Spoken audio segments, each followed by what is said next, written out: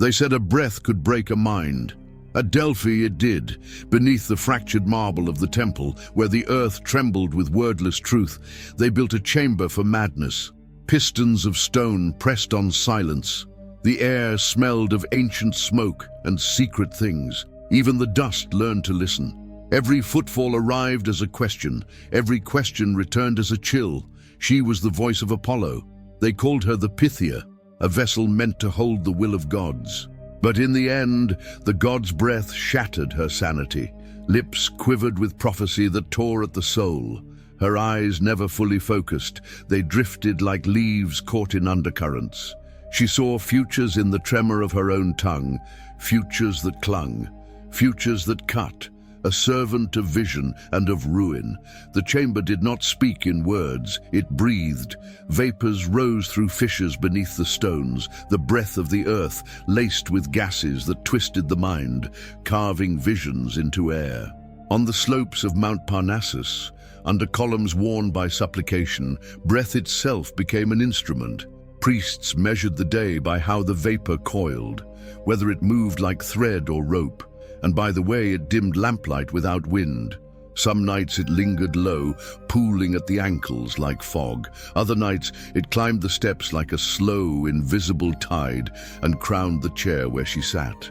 On such nights, the chamber felt less like a room and more like a lung the mountain had learned to use. Her words came in riddles, but they foretold endings, a whisper of plague, a breath of kings fallen, a promise written in the shifting of bones. And when rulers heard those warnings, they raced the horizon to outrun fate. One did. He marched with his army, sword raised, hearing the oracle's curse not as guidance but as challenge. He believed steel could edit destiny. He found death, swift, unexpected, carved into an arrow's silence. His men called it chance, the priests called it grammar, a prophecy misread. Others came with quieter hunger, harvest, lineage, a son who might forgive. They left with quieter losses. A field that would not sprout, a name that stopped at the tongue, a lullaby that could no longer remember its tune. Delphi did not shout. It subtracted. The ledger of miracles and disasters balanced itself on breath. Some arrived asking for glory. Their lips touched the oracle's threshold, daring stone to form their fate. But when the divine spoke, questions turned profane. Kings begged for dominion and received bones. Lovers prayed for union and found solitude waiting at the door. Merchants weighed the price of courage, then learned that markets fear clean hands. Every request etched itself into the soul like a debt paid in daylight, and daylight kept its receipts. When one city near the Phocian Valley believed it understood the oracle, it sealed its own undoing. The warning seemed simple. The fire will change color. When it does, protect your fields. They waited. They burned incense. They garlanded altars. They rehearsed relief. Then the sky turned red. They carried torches to their own land, believing destruction would appease what was coming. They scorched the harvest. They salted the earth. They sang hymns to a god who speaks through poison. But they had not listened, not truly. The fire was not of the sky, but of the soul. And when the fields lay blackened and the wells learned the taste of dust, they returned to Delphi. She did not speak. She wept. That silence became the curse. Within 3 seasons, the city folded into absence. Its name slipped from the scrolls. All that remains is a broken altar stone, buried and warm to the touch even in winter, as if it still remembers flame. There were rituals darker than hymns sung in daylight. At hours undisclosed, oaths led the chosen beneath the temple's base. No torches. Light would break the spell. They moved through damp corridors slick with old prayers, guided toward an aperture older than memory, where the breath of Python lingered. The rock there sweated in winter. In summer it dreamed. They drank from the Castalian spring, cold, root-bitten water that hollowed the chest, and then inhaled the pneuma rising through the chasm. It smelled of sulfur and old wounds. The breath burned without flame. Those who inhaled saw the earth's underbelly. Masks that turned to faces only when unlooked at, rivers that changed direction mid-course, futures that fractured like pottery in slow motion. They crawled out, changed. Some never spoke again. Others spoke only in riddles that returned to the ground like rain. These forbidden steps preceded prophecy. They paved the way for madness, the way a road paves the way for a siege. The pilgrims came at night, cloaked in moonshadow and desperation. They carried perfume or bread, small offerings folded into cloths that brushed the temple floor like forbidden secrets. The air tasted of burnt offerings and unbearable truth. They approached her, the Pythia, not out of reverence, but raw need. Hearts thumped in the hush. They asked for power not earned. They pleaded for unions forged by love, yet stained by ambition. They demanded futures carved by iron, not fate. The oracle inhaled. She closed her eyes. The temple trembled, not from gods, but from the weight of what was asked. She whispered, not in voice, but in vibration, thunder shivering through bone. Their requests echoed back, broken. What they wanted tightened like a noose around what they were. A nobleman begged to build an empire fueled by Delphi's might. He unrolled maps with corners, sharpened to points. He wore oaths like jewelry. Hours later, his offspring turned on him. His court dissolved as if remembering its spine. His name became an unspoken curse, repeated in half-heard murmurs, and in the way doors learned to close without sound. A bride asked for love. The answer was silence so deep it swallowed her whole. On her wedding night, she vanished. Only the dress remained, turned inside out, faintly grey with ash. Some said the dress mourned her, some said it waited. Another came with the architecture of regret. He sought absolution for betrayal. He knelt, eyes hollowed by the constant weather of guilt. When she spoke, her voice was creaking stone. He staggered, a man who had been held upright by denial. By nightfall, his heart surrendered its argument. They found him cold, words of forgiveness resting on his lips like snow that never learned to melt. One more arrived for justice. He wanted a world that bent back to center. The oracle inhaled. Her body trembled with dark understanding. The assassin did not die. He was given a mirror that could not be lowered. Every evening, the last image of a dying face. In time, his mind cracked where it had once been polished. He died hollow, touching everything as if it might break, seeing only shadows in what used to be forms. Sometimes the petitions were small enough to break the hardest hearts. A mason asked for hands that did not shake. A widow asked for one night of dreamless sleep. A midwife asked that her breath never fail at the door. The Pythia listened as if the chamber itself had leaned in. She offered replies the size of stitches. Teach the hand to rest between stones. Leave a lamp lit in the mind. But count the breaths you save, not the births you lose. People said those answers were too human. The priests said they were proofs of divinity disguised as advice. The truth sat between them, warm and stubborn.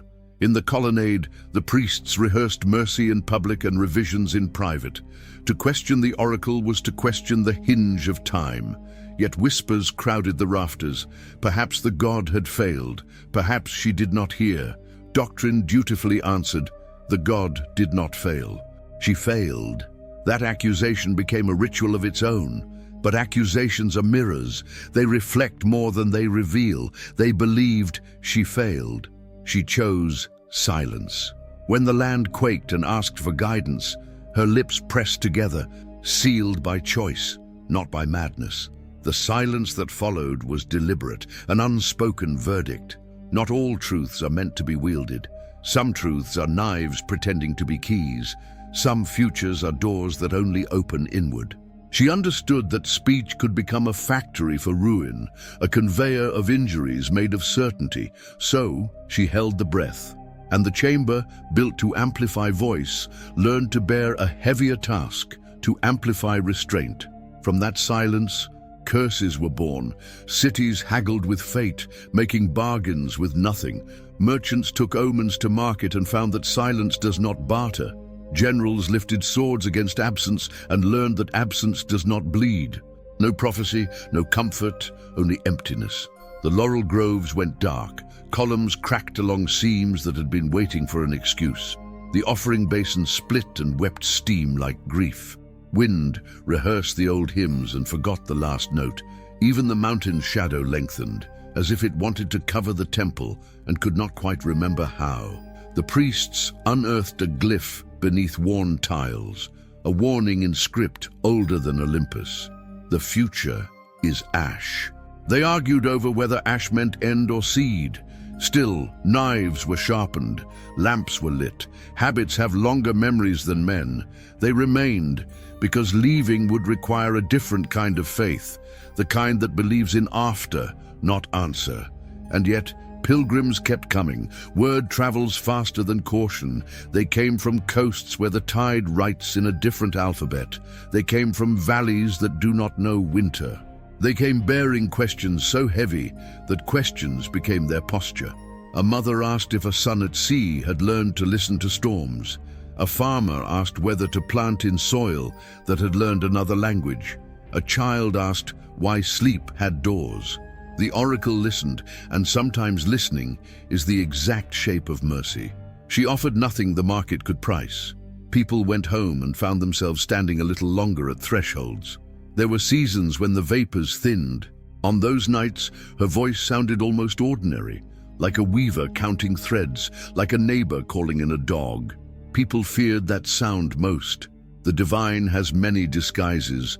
The human is the one we are least prepared to honor. On those nights, she said things that did not sound like myth at all. Keep a ledger you would show to your children. Do not confuse hunger with purpose. When the river runs high, choose the higher bridge. The crowd craved lightning. She handed them weather. It is the slower miracle. The history of Delphi is a ledger of misreadings. A king heard endure and translated it to conquer. A city heard color and translated it to signal. A priest heard silence and translated it to fault. Somewhere between voice and ear, meaning learn to tilt, and what tilts accumulates. Misinterpretation is not an event. It is a climate. People learn to carry umbrellas to shrines.